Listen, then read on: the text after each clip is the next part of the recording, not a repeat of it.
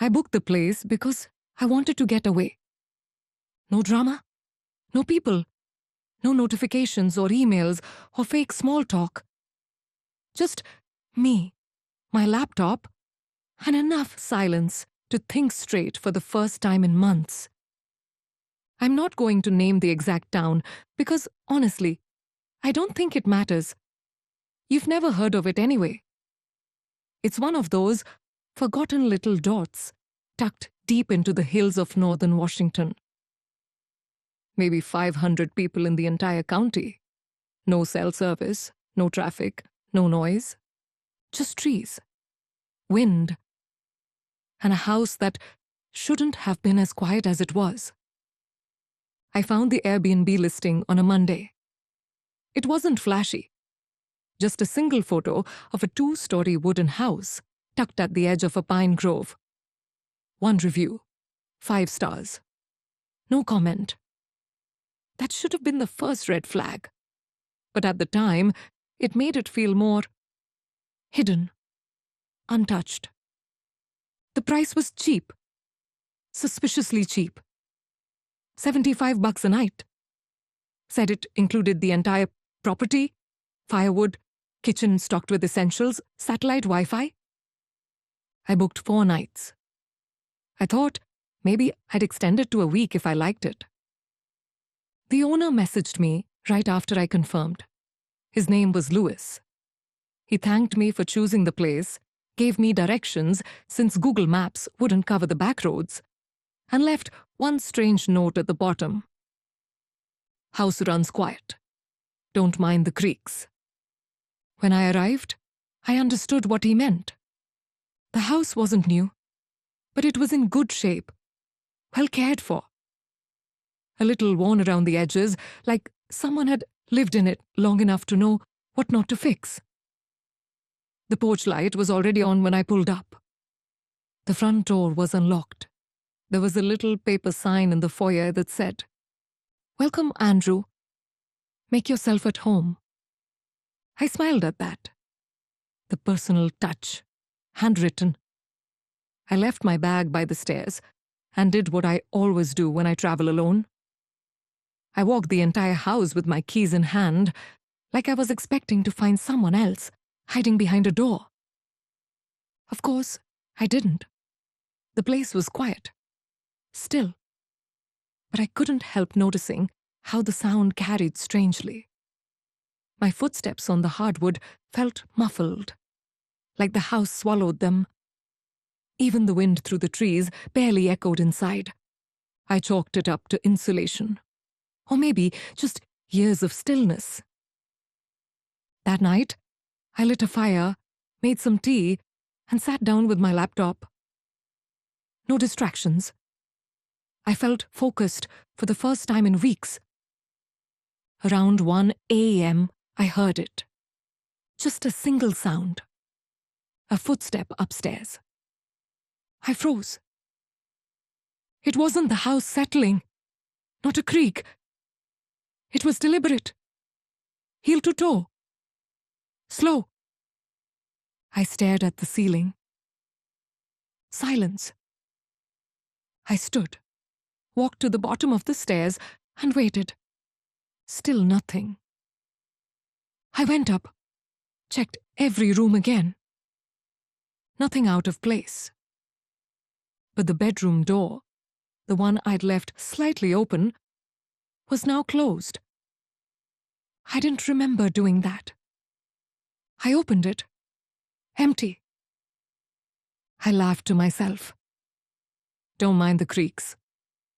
Right? The next day was uneventful. I wrote most of the morning, hiked in the afternoon.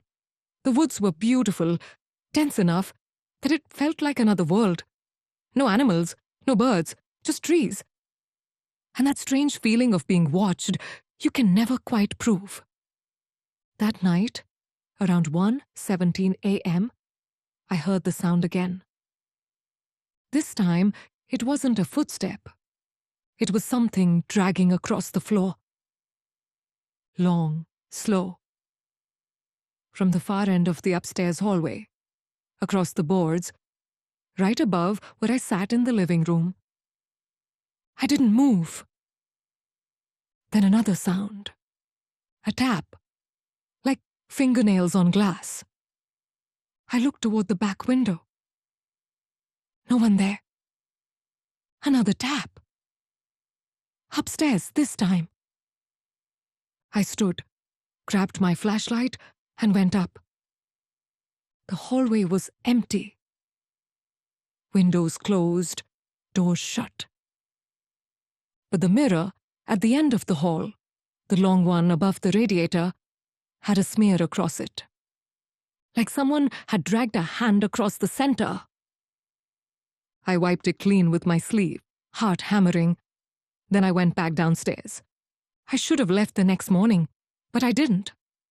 I told myself I was just spooking myself, that my brain was tuned too high from weeks of stress, that I came out here to be alone, and now that I was, I didn't know how to handle the silence. The third night, things changed. It started earlier. Around 11:30 p.m., I went into the kitchen for water. As I reached for the cabinet, I noticed the door was already ajar. I never leave cabinets open. Inside, one of the mugs had something in it. I pulled it down and looked. Nails. 6 rusted nails sitting at the bottom of a coffee mug. I checked every other cabinet. Empty. I checked the drawers. Nothing.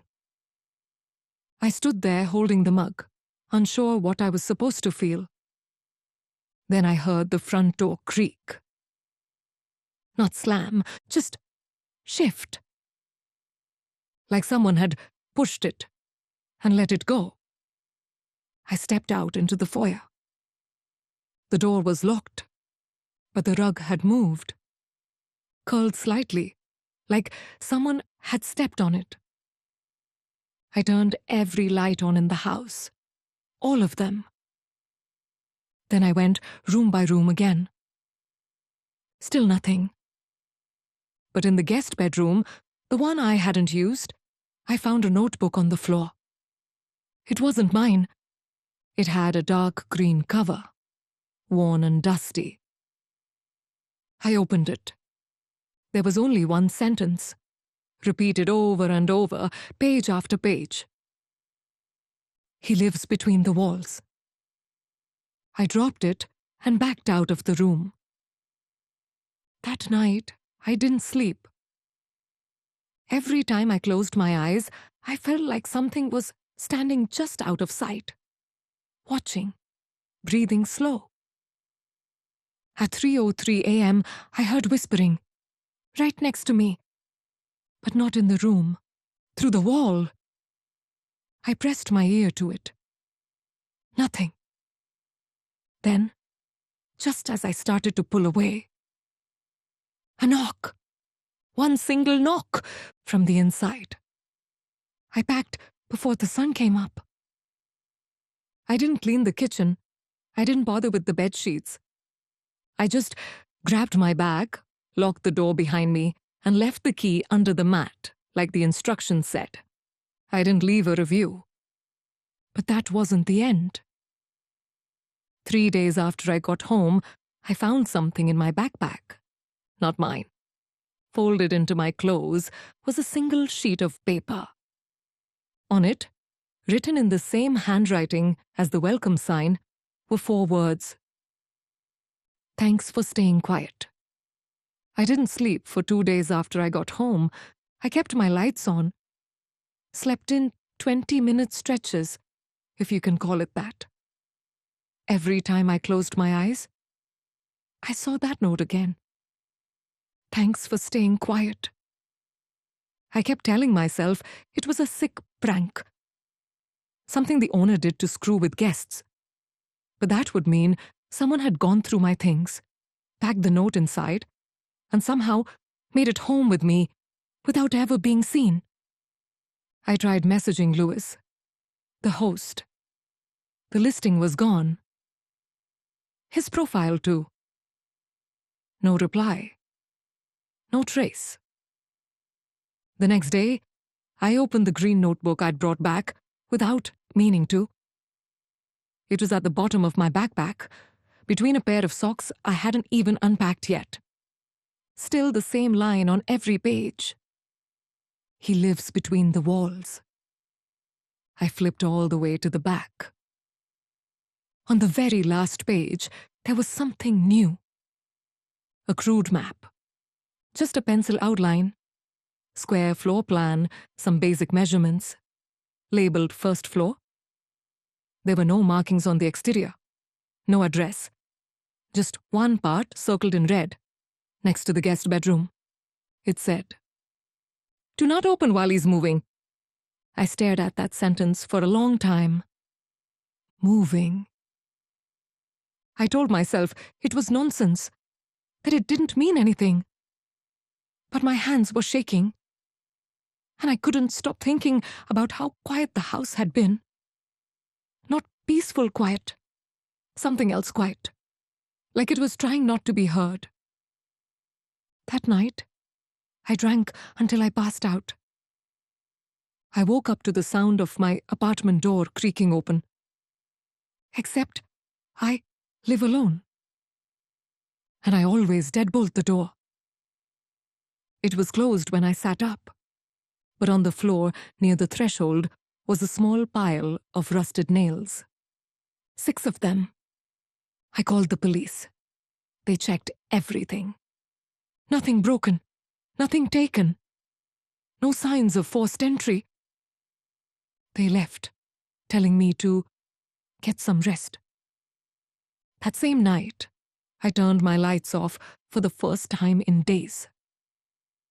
I sat in the dark, phone camera facing the room, video recording. Nothing happened for over an hour. Then at 3:03 a.m., something knocked. Not at the door, not at the windows, from inside the wall. I froze. It was 3 knocks. Slow, precise.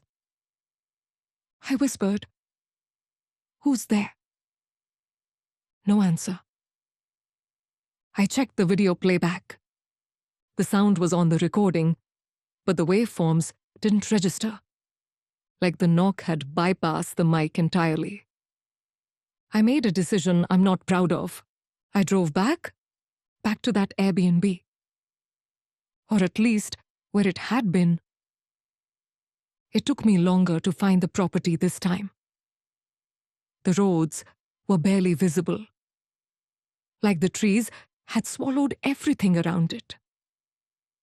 When I reached the clearing, I stopped. The house was still there. But it wasn't the same. No porch light, no car tracks. Windows boarded, front door nailed shut. And on the door, a sign burned into the wood. Not for rent. I walked the perimeter. Behind the house, near the woodshed, I found something I hadn't seen before. A narrow, crawl-space entrance. Not wide, just big enough to fit through on hands and knees. It wasn't marked on the map in the notebook. But I knew. This was what had been circled. I opened it. The smell hit first. Old wood. Rot. Dust. And something else. Something wet. I turned on my flashlight and crawled inside. The space under the house was bigger than expected. It went deeper, sloping downward in tight corners until it opened into a low tunnel. And then, a room. It looked like a bunker. Concrete walls, no windows. At the far end, an old wooden chair and a bucket. In the corner, a mattress on the floor. And scratched into the wall above the mattress. "Don't look at the seams." I didn't understand it. until I turned around. The back wall wasn't concrete. It was something else. Padded, stitched, like upholstery. I leaned closer. There were buttons, rows of them, pressed deep into the surface like a mouth. And the entire wall was breathing. Slow, steady inhales, barely visible. And I remembered the phrase, "Don't open while he's moving." I turned to leave, but the path behind me had changed. Longer, more twists. I crawled, faster, breathing heavy, until I reached the entrance again. When I stood outside, the sun was gone. Night had fallen in minutes. And nailed to the tree nearest the house was a photo. An old one. Of me. Standing on the porch. Smiling. One hand on the door. Only, I never posed for that photo. I grabbed it, stuffed it in my pocket, and ran back to the car. When I turned the ignition, the radio came on. I hadn't turned it on. A voice came through the static. "Thanks for staying quiet, Andrew." I drove all night. Didn't stop until I crossed state lines. Now I don't sleep, because the knocking has started again. In my apartment. Same time every night, 3:03. And I've started to notice things in my photos. Selfies, reflections. Someone just barely visible in the background, leaning into frame. Once, I caught a full reflection. It was me. But older. Mouth open. Screaming. Face pressed against what looked like fabric. Stitched, padded, like the inside of a wall. And then, I remembered something else. The house didn't creak randomly. It creaked when it was trying to shift. Trying not to be seen, trying to move. Because something wasn't just living inside it. It was the house. Or it had become the house. Now, every time I hear the knock at night, I wonder how long I stayed inside. Not days, but years. Because in one of the photos I found online, an archived real estate listing from 1997, there was a man in the window, wearing my shirt, smiling faintly. And on the porch was a welcome sign that read, "Welcome, Andrew." I had never booked this trip. It had booked me, and it still is. Ever stayed somewhere that felt too quiet? Not haunted, not cursed. Just watching? Let us know in the comments. But if you find rusted nails and someone thanks you for staying quiet, leave, don't go back.